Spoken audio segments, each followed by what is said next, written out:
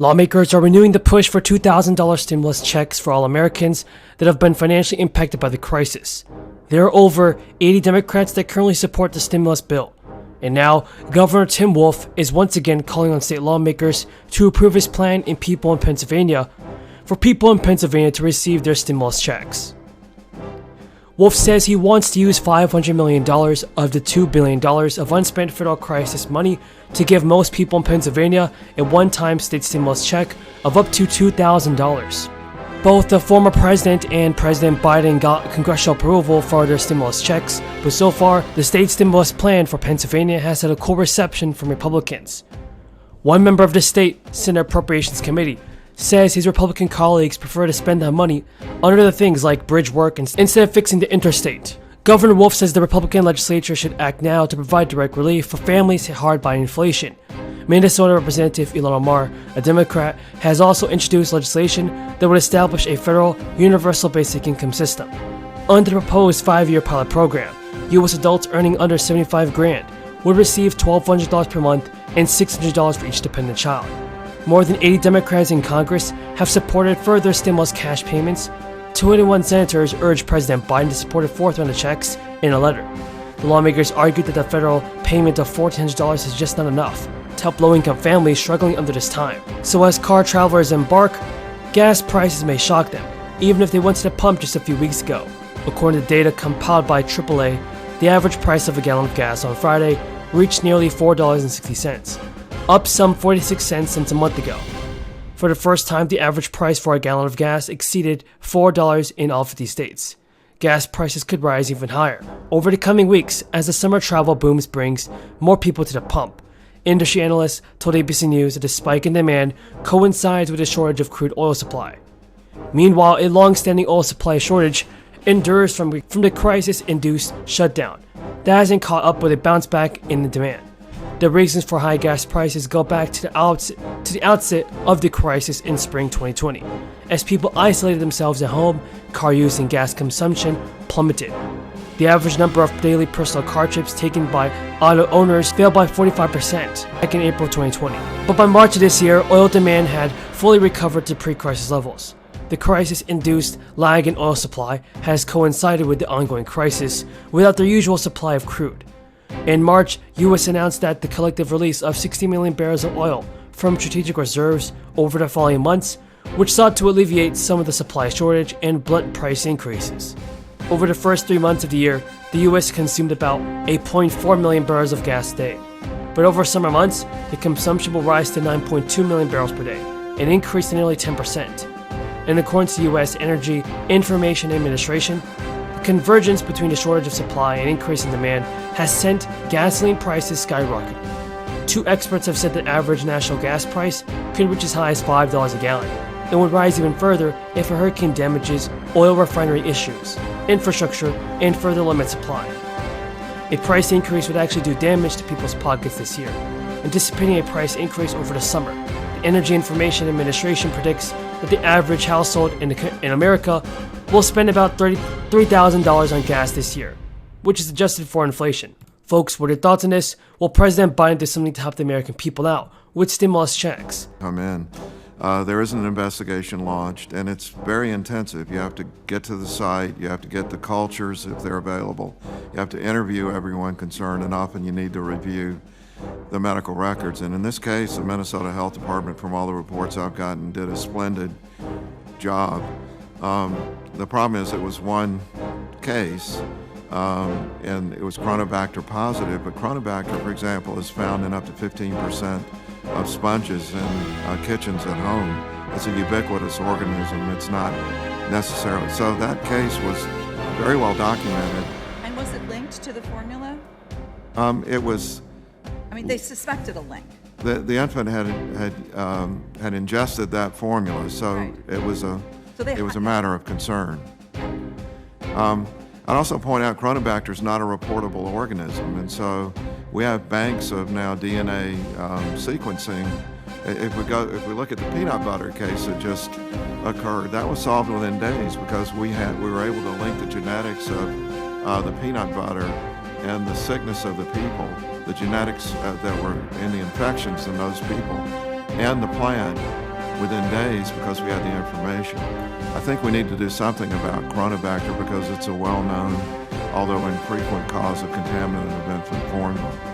So, but are you saying that you think that the length of time that it took from when MDH, Minnesota Department of Health, issued provided this information, and when the FDA ended up, with the recall happened, is that as long as it should be according to the way your policies work? Could it be? Thank you, Mr. Chairman. I want to start just with a couple quick yes/no answers. And you can tell from my opening statement where I'm going with this. So, do you commit to providing responses to the EPW committee in a timely manner? Yes. Thank you very much. Do you agree with the following statement made by Administrator Regan? It is an obligation of all of us as public servants to be as transparent as possible to this body and to the public. Yes. Thank you. And I appreciate that. So I'm going to go back to a couple letters that I wrote you recently in 2021. I was asking about the oversight on the renewable fuel standards. I wrote in March, in August, and again in October. I sent 3 separate letters. I did not get any response until December 14th, 2021, which was 9 months after the first letter, when you sent me 3 letter responses with virtually identical responses in each letter. In other words, they all had the same text. And I will put that, I ask unanimous consent to put the correspondence into the record. So do you believe the form letter responses that you provided to these 3 letters was timely and transparent? I'd have to go back, Senator. To answer your question in a meaningful way, I would like to go back to the letters you sent and refresh my recollection on the letters that we sent back to you. I can assure you that I completely agree with you that transparency and clarity is essential, the role of the Office of Air and Radiation. And I would be happy to respond further to look at the letters. Okay, yeah, I would like that. I would offer my opinion that 9 months to answer a letter is not timely, and that since all 3 of them said exactly the same thing, I question how much time it took to really put those together and what kind of depth of looking at our congressional oversight. But we'll talk about that once you look at it in greater depth. So I want to talk to you about the Clean Power Plan. During your time in the Obama administration, you helped to write the Clean Power Plan, correct? Correct. Correct. In a 2019 op-ed, you wrote with Gina McCarthy and Janet McCabe that you called the Clean Power Plan a success. Let me say how pleased and proud we are to have you in the White House. Now let's get to where get to why we're here. It's my honor to introduce to you President Joe Biden.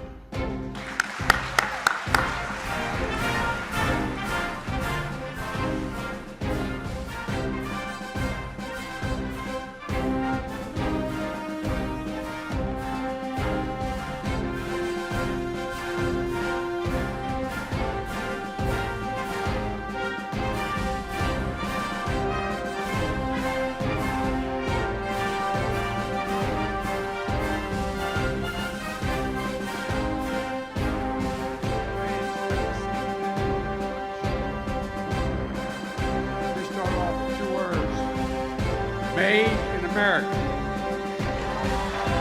Made in America. And that's not hyperbole. I'm not joking about that.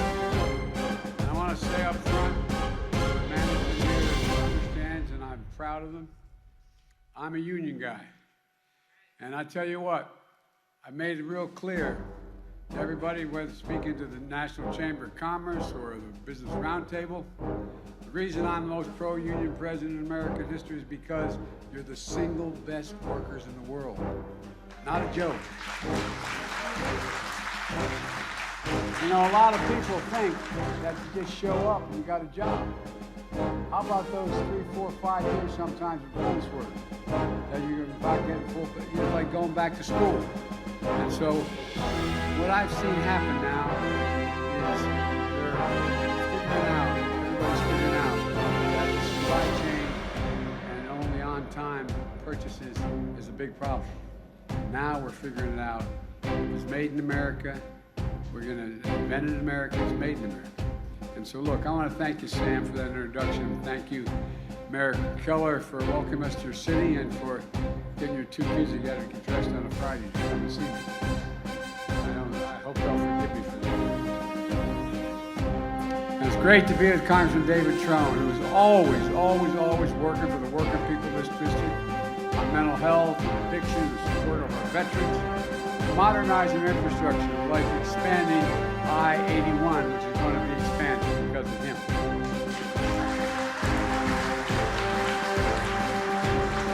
I want to commend the terrific leaders who couldn't be here today. Ssdi, who leads the Democrats in the House, and